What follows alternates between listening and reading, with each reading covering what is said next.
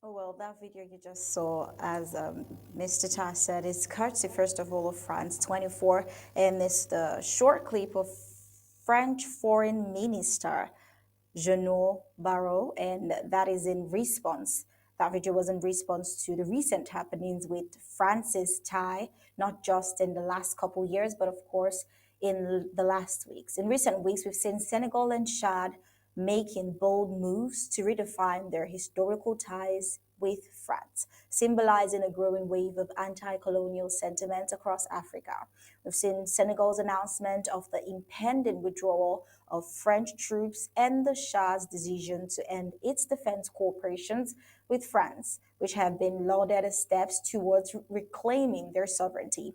Meanwhile, La République continues to struggle under its colonial legacy, grappling with governance failures and an ongoing war, the ongoing war of liberation against uh, Fed, the Federal Republic of Ambazonia. On the other hand, we see Chad's recent move raising important questions about its authenticity and the country's true independence status from French influence. Well, here's a short video about that we got courtesy of CGTN Africa. Je tiens à préciser. Over time, this agreement has become outdated, completely outdated. It no longer aligns with the current geopolitical realities, the strategies of our era, or our legitimate expectations for the full expression of our sovereignty. Cette décision n'a pas. The French military presence in Chad is not based on a reciprocal foundation. Chad must no longer accept from others what they don't accept for themselves. This is the sacred principle of reciprocity, the need for correction. It is now crucial for Chad to address the shortcomings in its international relations.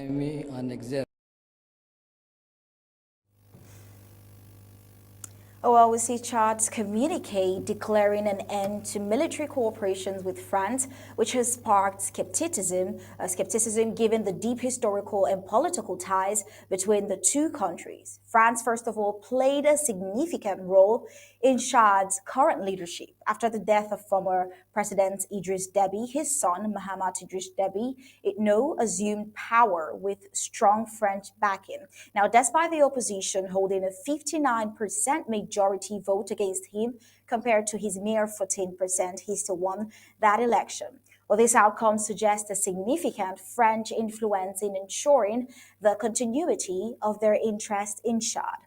Now, Chad's economic and security apparatus remains deeply entwined with French support. France maintains one of its largest military presences in Africa in Chad, a strategic location for France's operations in the Sahel. The dependency on French military aid and economic cooperations leave many doubting the sincerity of Chad's declaration to end defense ties with France. The skepticism is further fueled by the possibility that Chad might be playing both sides, balancing its relations with both France and Russia. We also see Russia's growing influence in Africa and France's response to that. Well, we see that the tension between France and Russia in Africa has added another layer of complexity to Chad's decision. In a communique, the French Minister of Defense labeled Russia as France's greatest threat in Europe and accused it of undermining French interest in Africa. The statement underscores the strategic importance of Chad and other African countries as geopolitical battlegrounds between the West and Russia. Chad's purported pivot away from France coincides with Russia's increasing involvement in Africa, raising questions about whether the move is an attempt to align with Russia's growing influence or to simply leverage the situation to negotiate better terms with France. The ongoing presence of French military bases and infrastructure in Chad makes a complete severance from France improbable in the short term.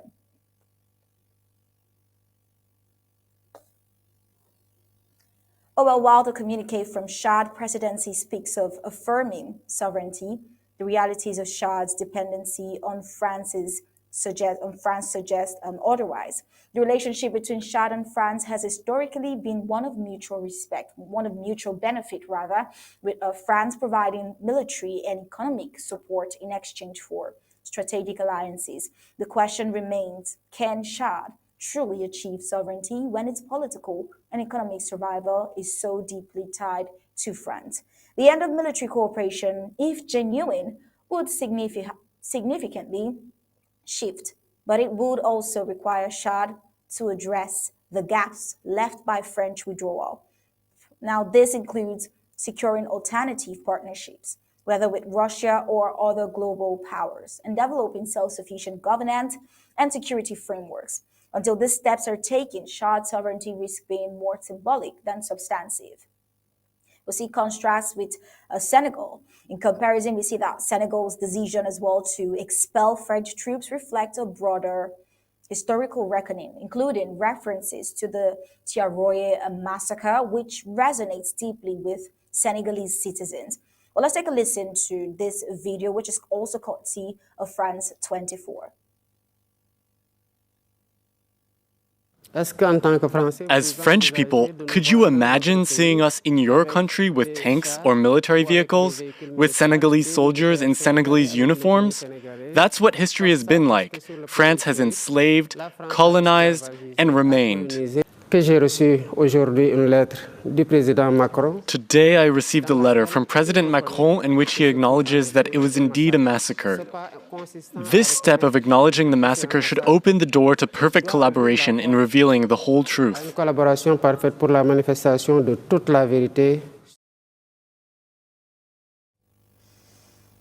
Well, we see Senegal's move appears to be part of a broader strategy of national self-determination, building on its relatively stable governance and economic independence. On the other hand, La République remains firmly entrenched in its colonial legacy, unable to break free from its historical ties to France. Under the leadership of Paul Biya, the country continues to prioritize oppressive military responses to dissent over addressing legitimate grievances. Particularly for Ambazonia, the ongoing war and governance failures serves as stark reminders of La République's inability to redefine its relationship with France or chart a path towards progress. Now we're wondering, is this a new era or balancing act for Chad? Well, Chad's announcement to end military cooperation with France reflects a growing sentiment across Africa against neo-colonial influence. However, the deep entanglement between Chad and France, coupled with suspicions of playing both sides with Russia, it casts a doubt on the authenticity of this move. The path to true sovereignty requires more than symbolic gestures. It demands economic independence, strategic partnerships, and a commitment to self-determination. Well, as Chad navigates this transition, the world will be watching closely to see whether this marks a genuine break from its colonial past or a strategic balancing act in a new era of global power dynamics. Well, this is our observation from the entire happenings when it comes to the Francophone hegemony. Well, over to you now, Mr. Ta.